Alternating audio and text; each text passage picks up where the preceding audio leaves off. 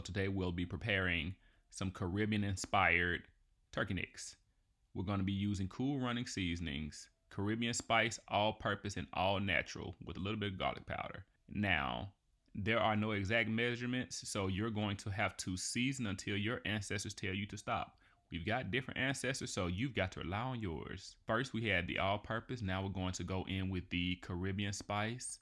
Then it's going to be followed up by the garlic powder. And then last but certainly not least, we shall be using the all-natural, all-purpose seasoning shall be the final one to finish off this seasoning blend.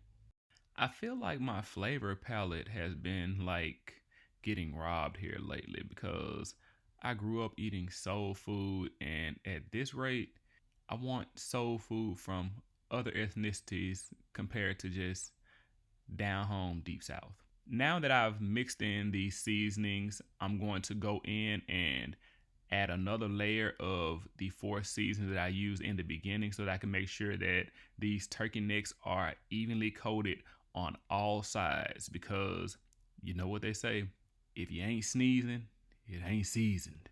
This video here is really going to be short, sweet, and to the point, because besides the turkey necks that I'm about to start mixing and blending up again once I finish throwing this all natural, all purpose seasoning on here, we're only going to be making one side during this video, which is going to be some seasoned rice and peas.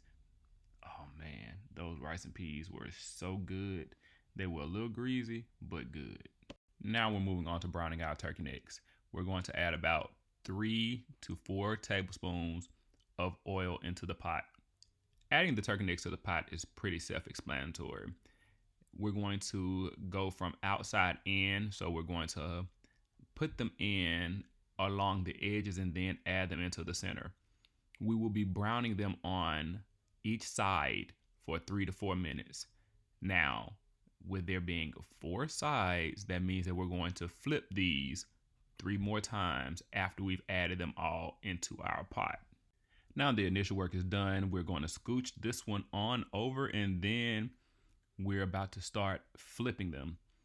Here we have it sped up, so if it looks like it's going 1,000,000 miles a minute, it really is.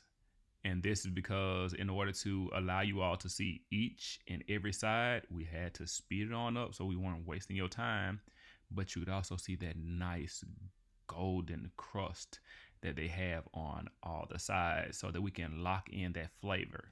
All right, once we get done removing all of our turkey necks from this pot, we're going to start on our gravy mix. We've already added in some frozen bell peppers and onions, and you just saw me put a little bit of flour in. There's about a tablespoon of flour. We're going to add our chicken broth. And in regards to our chicken broth, it's going to be 4 cups of chicken broth that we use to start this off. We're also going to add in 2 chicken bouillon cubes for some flavoring. After we've added everything and mixed it in, we're going to also add 1 cup of hot water.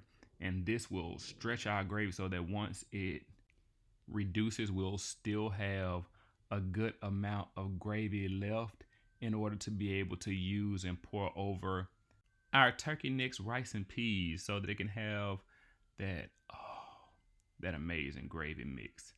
We're going to cook this down and allow it to reduce for an hour.